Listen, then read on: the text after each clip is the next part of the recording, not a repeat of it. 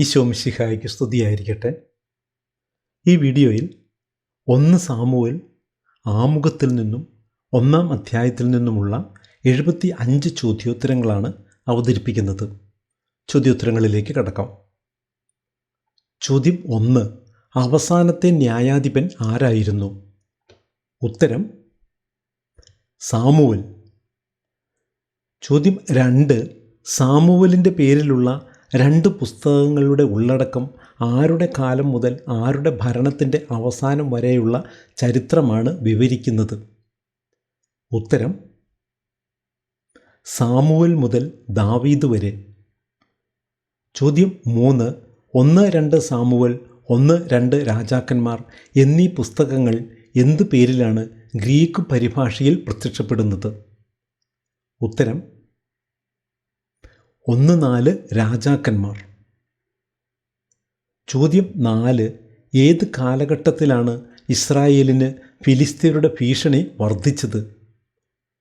ഉത്തരം BC 1050 ചോദ്യം 5.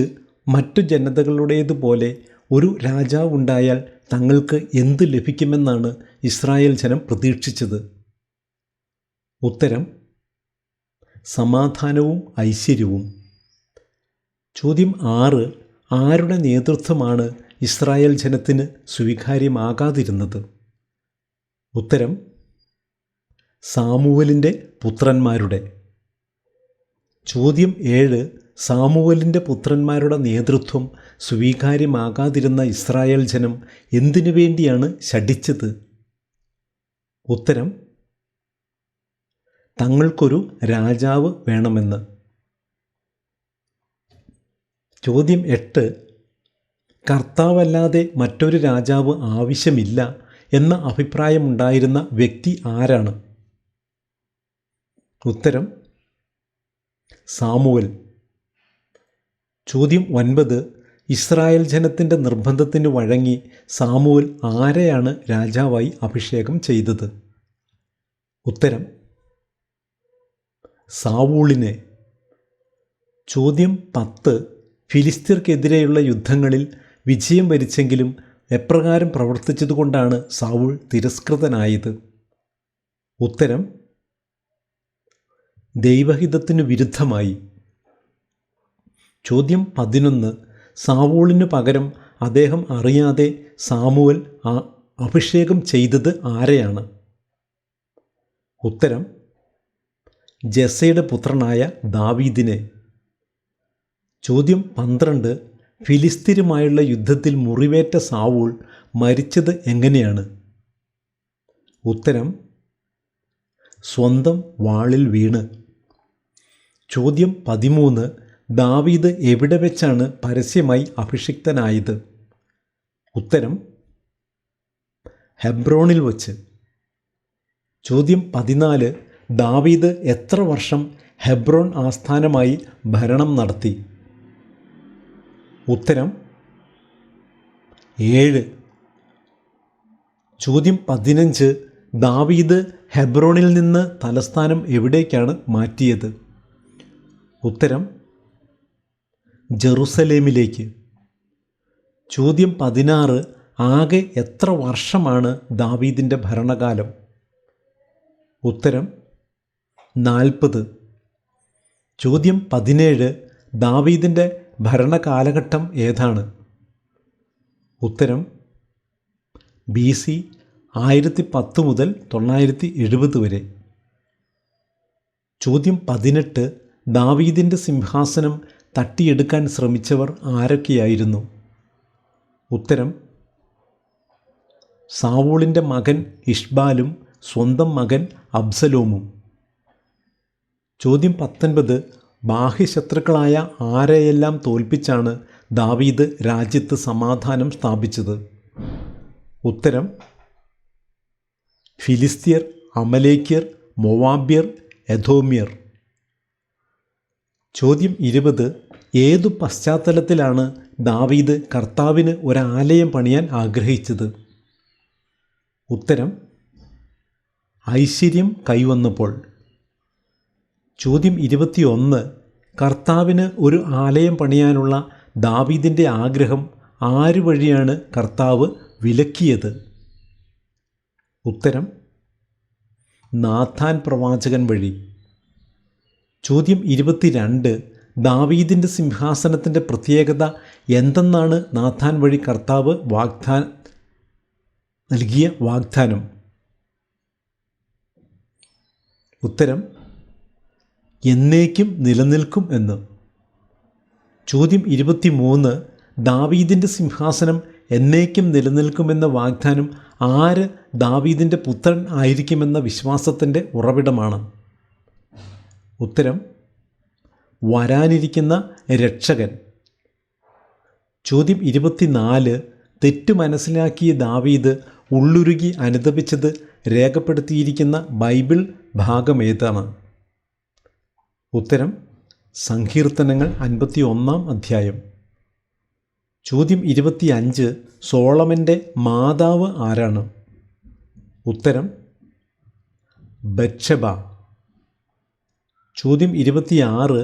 എഫ്രായിം മലനാട്ടിലെ എവിടെയാണ് സൂഫ് വംശജനായ എൽക്കാന താമസിച്ചിരുന്നത്?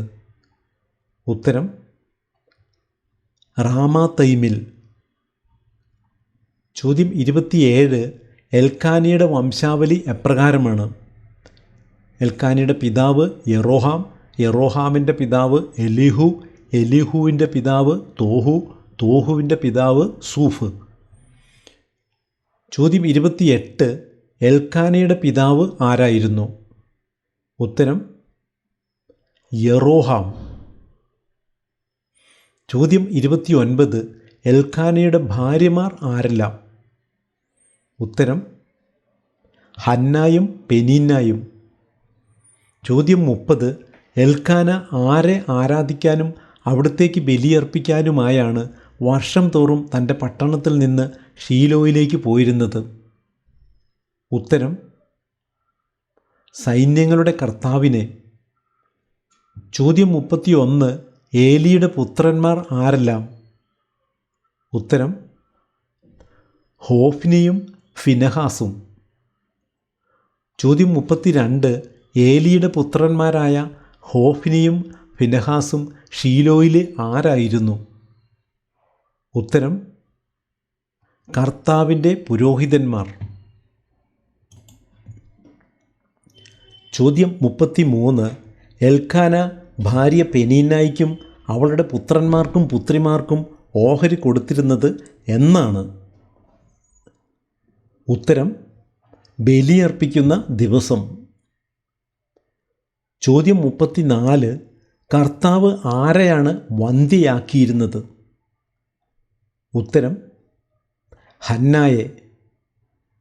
ചോദ്യം 35.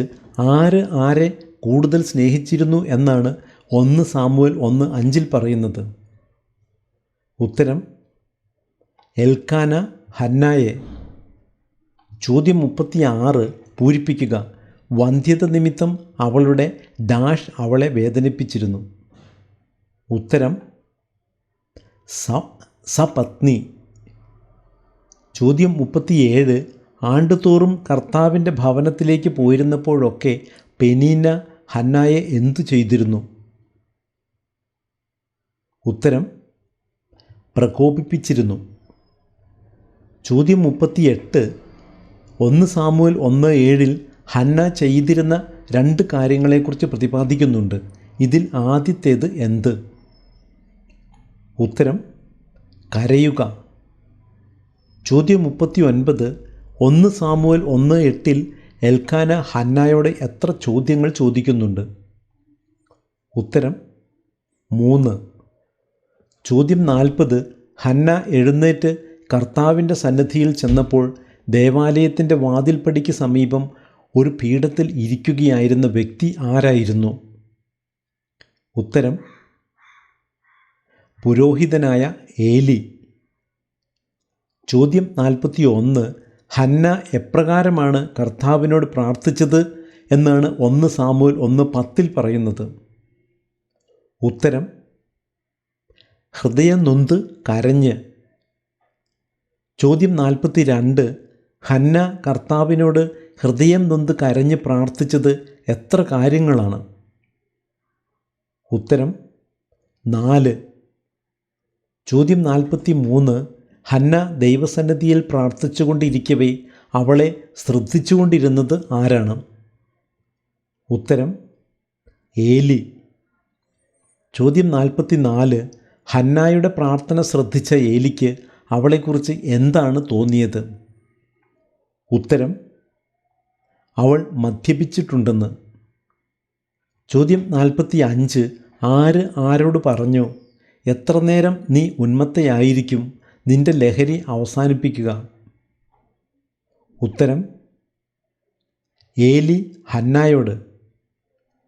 ചോദ്യം 46.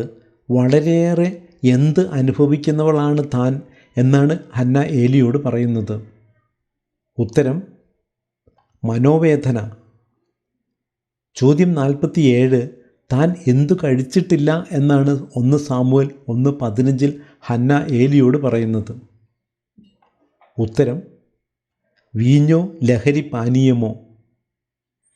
ചോദ്യം 48. കർത്താവിൻ്റെ മുമ്പിൽ താൻ എന്തു പകരുകയായിരുന്നു എന്നാണ് ഹന്ന ഏലിയോട് പറയുന്നത്? ഉത്തരം എൻ്റെ ഹൃദയവികാരങ്ങൾ. ചോദ്യം 49. ഈ ദാസിയെ എന്തായി വിചാരിക്കരുതേ എന്നാണ് ഹന്ന ഏലിയോട് അപേക്ഷിക്കുന്നത്? ഉത്തരം അധപ്പതിച്ച ഒരുവളായി. ചോദ്യം 50. അത്യധികമായ എന്തുമൂലമാണ് ഞാൻ ഇതുവരെ സംസാരിച്ചത് എന്നാണ് 1 സാമുവേൽ 1:16 ഹന്ന ഏലിയോട് പറയുന്നത്? ഉത്തരം ആകുലതയും അസ്വസ്ഥതയും. ചോദ്യം 51. ആര് നിന്റെ പ്രാർത്ഥന സാധിച്ചു തരട്ടെ എന്നാണ് ഏലി ഹന്നായോട് പറയുന്നത്? ഉത്തരം ഇസ്രായേലിൻ്റെ ദൈവം. ചോദ്യം 52. ഈ കുഞ്ഞിനു വേണ്ടിയാണ് ഞാൻ പ്രാർത്ഥിച്ചത്. എൻ്റെ പ്രാർത്ഥന കർത്താവ് കേട്ടു. ഇത് ആരുടെ വാക്കുകൾ? ഉത്തരം ഹന്നായുടെ. ചോദ്യം 53. എൽക്കാനയും കുടുംബവും അതിരാവിലെ എഴുന്നേറ്റ് എന്തു ചെയ്തതിന് ശേഷമാണ് റാമായിലുള്ള തങ്ങളുടെ ഗൃഹത്തിലേക്ക് മടങ്ങിയത്? ഉത്തരം കർത്താവിനെ ആരാധിച്ചതിന് ശേഷം. ചോദ്യം 54. പൂരിപ്പിക്കുക. ഞാൻ അവനെ കർത്താവിനോട് ഡാഷ് എന്ന് പറഞ്ഞ് അവൾ അവന് സാമുവേൽ എന്ന് പേരിട്ടു. ഉത്തരം ചോദിച്ചു വാങ്ങിയതാണ്. ചോദ്യം 55. ബാലനായ സാമുവേലിനെ ദേവാലയത്തിൽ സമർപ്പിക്കാൻ പോയപ്പോൾ ഹന്ന 3 കാഴ്ചവസ്തുക്കൾ കൂടെ കരുതിയിരുന്നു. അതിൽ 3-ാമത്തെ കാഴ്ചവസ്തു എന്താണ്? ഉത്തരം ഒരു കുടം വീഞ്ഞ്. ചോദ്യം 56. എന്നേക്കും വസിക്കുന്നതിനായി എവിടെയുള്ള കർത്താവിൻ്റെ ആലയത്തിലേക്കാണ് ഹന്ന ബാലനായ സാമുവേലിനെ കൊണ്ടുവന്നത്? ഉത്തരം ഷീലോയിലുള്ള. ചോദ്യം 57. ബാലനായ സാമുവേലിനെ ഷീലോയിൽ കർത്താവിൻ്റെ ആലയത്തിൽ സമർപ്പിക്കുന്നതിന് മുന്നോടിയായി ഹന്ന എന്തിനെയാണ് ബലിയർപ്പിച്ചത്? ഉത്തരം 3 വയസ്സുള്ള ഒരു കാളക്കുട്ടിയെ. ചോദ്യം 58. 1 സാമുവേൽ 1:26 ഹന്ന ഏലിയെ അഭിസംബോധന ചെയ്യാൻ ഉപയോഗിച്ച വാക്ക് ഏതാണ്? ഉത്തരം ഗുരോ. ചോദ്യം 59. ഈ കുഞ്ഞിനു വേണ്ടിയാണ് ഞാൻ പ്രാർത്ഥിച്ചത്. എൻ്റെ പ്രാർത്ഥന കർത്താവ് കേട്ടു. 1 സാമുവേൽ 1:27 ഇവിടെ പ്രസ്താവിക്കുന്ന കുഞ്ഞ് ആരാണ്? ഉത്തരം സാമുവേൽ. ചോദ്യം 60.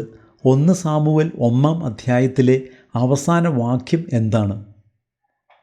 ഉത്തരം അവർ കർത്താവിനെ ആരാധിച്ചു. ചോദ്യം 61. റാമാത്തയും സ്ഥിതി ചെയ്തിരുന്നത് എവിടെയായിരുന്നു? ഉത്തരം എഫ്രായിം മലനാട്ടിൽ. ചോദ്യം 62. മക്കളില്ലാതിരുന്ന എൽക്കാനയുടെ ഭാര്യയുടെ പേരെന്ത്? ഉത്തരം ഹന്ന. ചോദ്യം 63. BC 1050 കൂടി ഇസ്രായേലിന് ആരുടെ ഭീഷണിയാണ് വർദ്ധിച്ചത്? ഉത്തരം ഫിലിസ്തീയരുടെ. ചോദ്യം 64. എൽക്കാന ഏതു വംശജൻ ആയിരുന്നു? ഉത്തരം സൂഫ് വംശജൻ. ചോദ്യം 65. മക്കളുണ്ടായിരുന്ന എൽക്കാനയുടെ ഭാര്യയുടെ പേരെന്ത്? ഉത്തരം പെനീന്ന. ചോദ്യം 66.